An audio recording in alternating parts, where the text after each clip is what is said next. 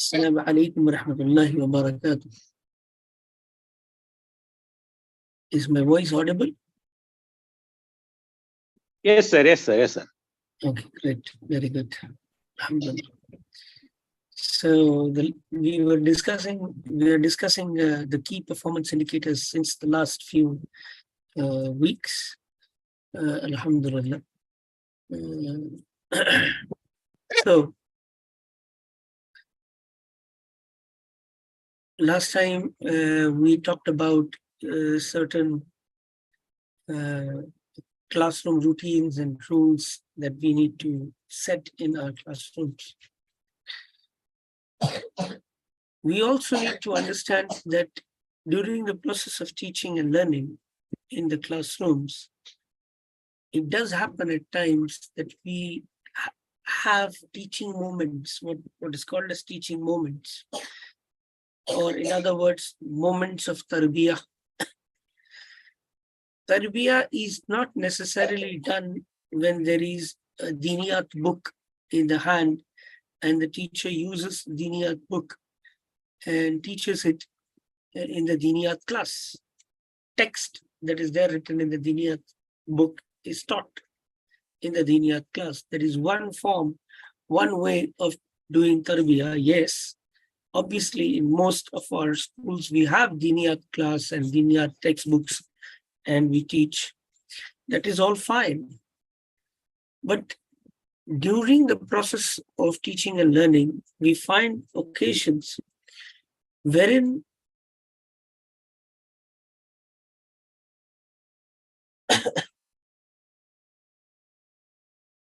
we have situations where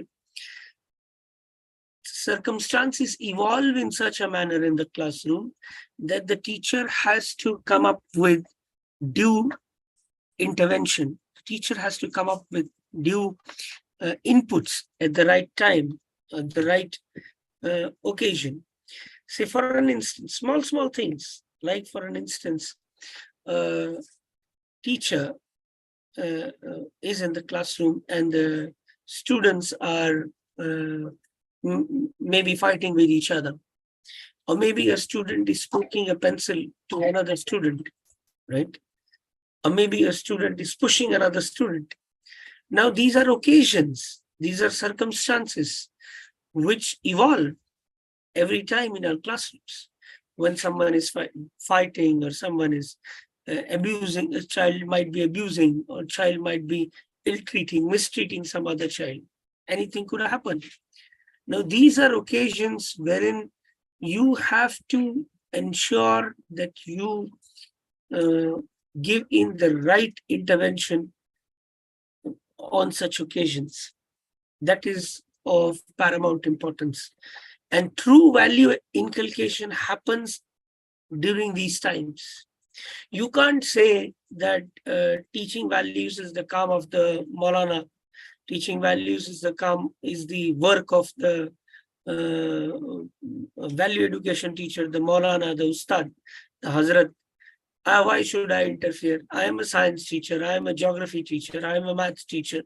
No, you can't say that. Obviously, you have to intervene and you have got to utilize these teaching moments for the tarbiyah of the children. To that effect, I believe all teachers are value education teachers. It's not just the Hazrat Ji, the Maulana who is teaching in the Diniyat class. All teachers are value education teachers, whether you're a science teacher, geography teacher, whatever teacher you are. Like, for an instance, if a child is, if two children are fighting between each other, amongst each other, right? Two children are fighting amongst each other and both want to sit at the same place. Now, this is a teaching moment for you. This is a tarbiyah moment for you. You can tell them stories. You can narrate to them anecdotes. You can talk about historical incidences, right? In an expressive manner, in a nice manner. You can talk to them. And if you talk to them, this is the way in which you would be able to do tarbiyah, right? This is the manner in which you can do tarbiyah. Say, for an instance, if two students are fighting to sit on the same seat, right?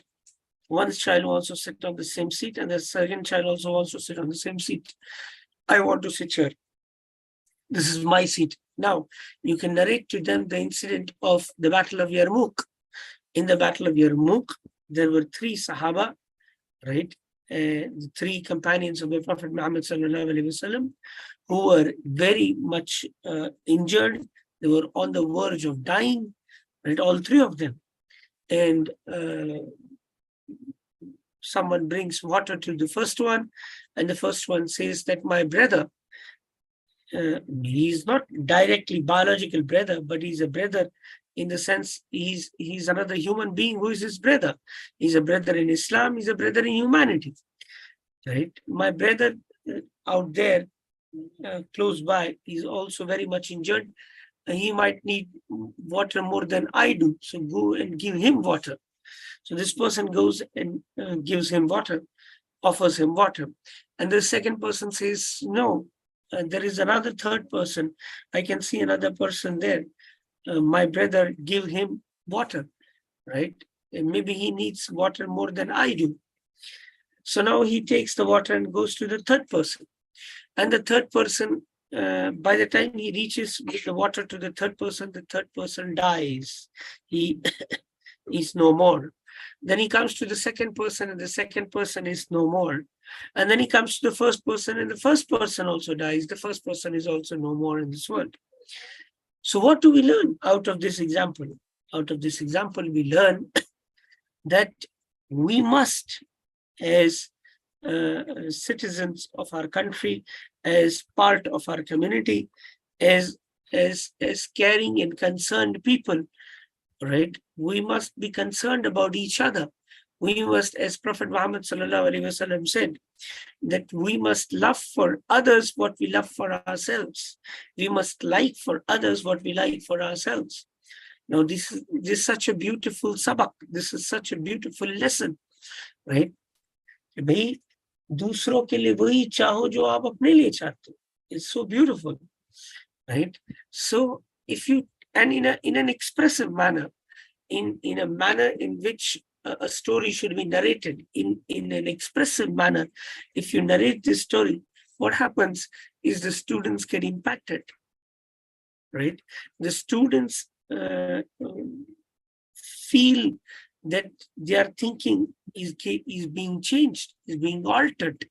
The students then start thinking that, and then in this situation, the student might say that, no, I don't want to sit, let my friend sit. And the other child will say, no, I don't want to sit, let my friend sit, right? So now you have changed the thinking pattern. You have changed the method, the process in which the child thinks, right? With the correct intervention at the correct time, right? So these interventions are of critical importance, right? And these teaching moments can erupt any time in the classroom, right? They can erupt while playing, while sitting in the classroom, while walking down the steps. After the class, it can happen anytime. The teacher has to be vigilant. The teacher has to be aware, and teachers should utilize these teaching moments for the tarbiyah of their children. And this tarbiyah need not necessarily be done by giving hukum, giving orders, right?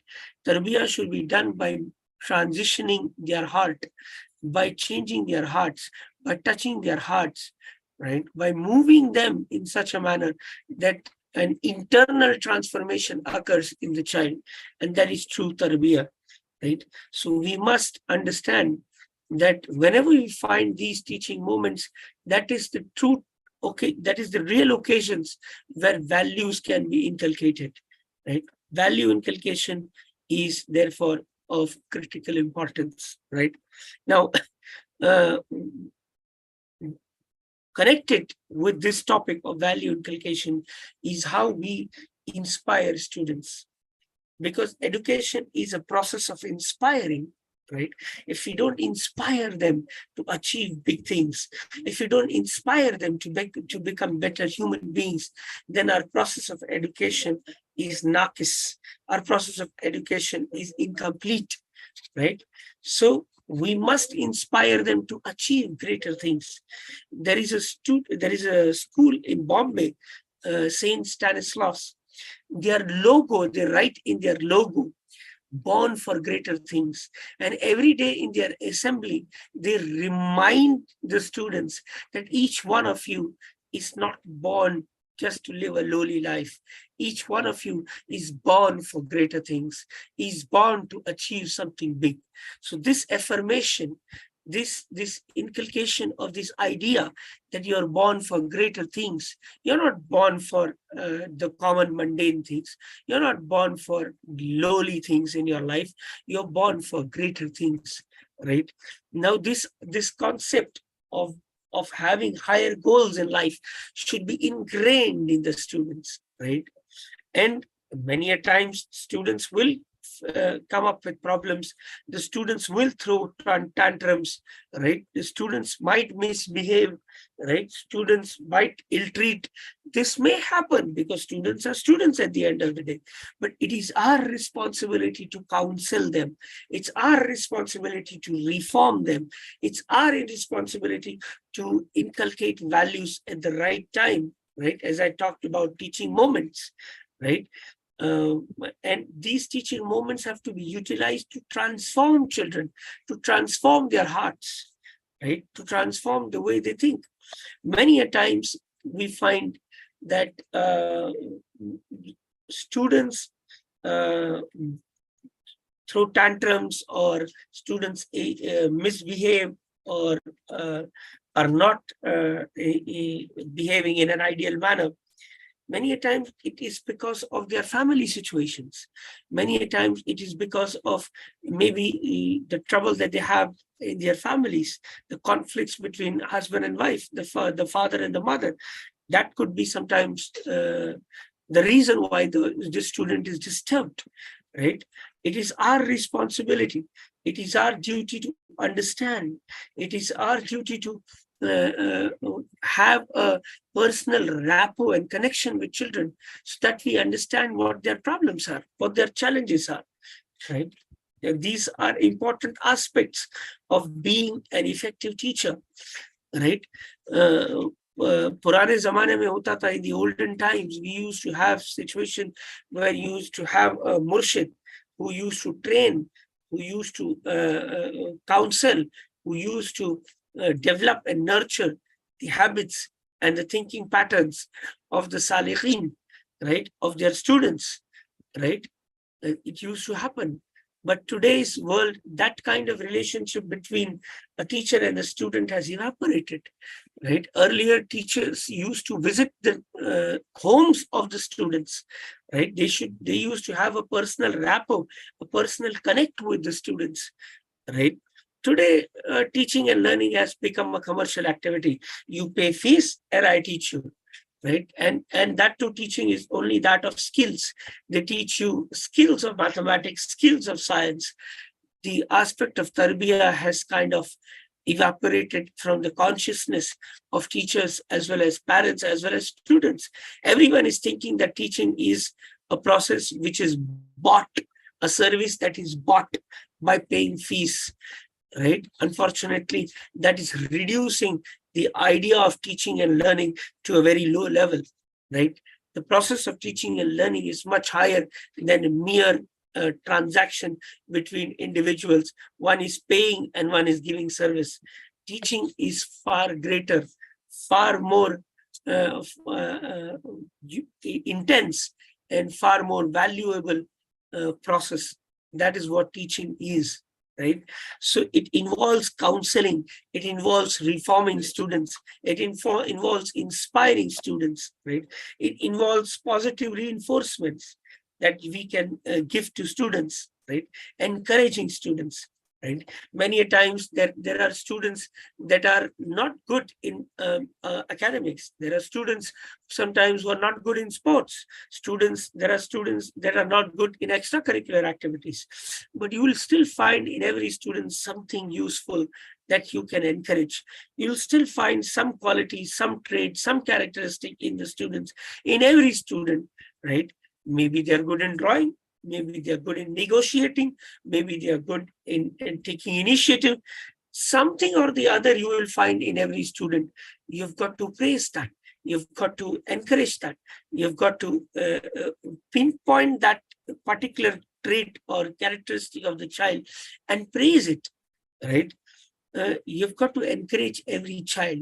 You've got to inspire every child. It's not just the few students, 2, 3 students who get the highest mark, you inspire them, you encourage them. No, you've got to inspire each and every child. You've got to counsel and reform the hearts and minds of each and every child. I remember there was one incident in a hostel, in a boarding. There was one child who was a little disturbed. And what did he do? He cut the footwear of all children, including his own footwear. It was a hostel. He cut the footwear of all children in the night. In the middle of the night, he got up and cut the footwear of all children. Now, after Fajr, when the students got up in Fajr, and they were amazed to find that their footwear, all of their footwear are cut, right? Are torn apart. Now, obviously, it was something that worried the warden, and the warden was a very sensible man. The warden was an intelligent man. The warden was a man who could understand the psychology of children, right? And he was a true teacher, because what was in front of him was a tarbiyah moment. The sandals or the shoes, whatever, being cut is a tarbiyah moment, is a teaching moment now for that warden. So what does he do? He doesn't shout. He doesn't say that who cut this footwear? Who is such a naughty boy? Who is so mischievous? I'm going to punish him when I get to know, right? I'll rusticate him from the institution. Nothing of that sort. Nothing of that sort was spoken by that warden. What did he say instead? He said something very different, something distinctly different. He said that I know that the child who has done this act is a lovely child. I trust my tarbiyah. I trust my counseling and my reforming of my students. I trust my value inculcation. I trust my tarbiyah, that each one of you is a diamond. Each one of you is a star in the making. And I believe that even the one who did this act is a lovely child, is my child. All of you are my children. And I love each one of you. I value each one of you. I care for each one of you, including that child who has done this. Because I know that the child who has done this, somewhere inside his heart, he's feeling remorse. He's feeling a sense of remorse. He's remorseful to the core. He's feeling bad, because I know, I trust in my tarbiyah, and I trust in each one of you being from good families, each one of you having hearts of gold. Each one of you is a diamond, is a star, right? So even that child who did this act is a star for me, is a diamond, is a gem, is a precious stone for me, right? Even more than that, right? And because I know that the child somewhere inside is feeling bad, is feeling guilty that he did that, right? And I know that. And I love him for that feeling. I love him for that feeling of remorse that he's feeling inside. It is Allah who loves people who are in, as they say in Urdu, nadim, right? The ones who are remorseful, the ones who are repentant, the ones who cry, right, within themselves, the ones who are repentant, right? Even Allah loves such people.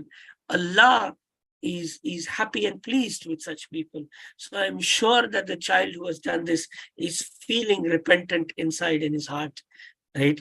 And my love and affection for the child won't even change 1%. Even if I get to know who the child is, even 1%, my love and affection and my care for the child won't change, right? Because it's human to err, right? We are all human beings, and every one of us has made some mistake in our life at some point in time, right? So we are as they say in Urdu, ghalatiyon ka putla, right? We are a person. As human beings, we are all committing mistakes every now and then. So never mind if he has made a mistake. Only thing is that he must realize that mistake, and I'm sure that he is realizing that mistake, right? And I love him for that realization, right? Right. Each one of you is a star, including that child. Now, what happened after this, right? In the afternoon, after lunch, that child comes to the warden. He says that, I'm sorry, sir. I was the one who did that act. I was the one who cut the footwear of the children. It was me who did that, right? And I'm sorry, sir. And what does the warden do? The warden puts his hand on the head of the child, right? Then he pulls him and hugs him, and he says, never mind, beta, never mind. I understand that you're feeling repentant. The fact that you have come to me, right? The fact that you have come to me and you're expressing your guilt is an indication that you're feeling repentant. And this is enough for me, right? Your feeling of repentance is a beautiful act, right? Never mind, you did that. The fact that you realized your mistake is enough, right? The only thing I request you is that go to your friends and tell them I did this act and I am sorry for it. And I'm sure all of your friends are very caring and understanding, right? They will forgive you, right? Owning up to your mistake is a good thing to do, right? And you're my lovely child, and I believe that you will understand that this act that you've done is not a good thing, and you will never do that again. And the child says, yes, sir, I promise I will never do that again. Right? Then he hugged him again, right? And he touched him on his forehead, on his head. And then the child was very much crying. He was very much emotional. He realized his mistake, right? The warden could have done this in the morning, what I was doing, right? That being very emotional and very nice was all, as they say in Urdu, nautanki, right? I was just acting. I just wanted to identify who that child is. Now I'm going to give you punishment.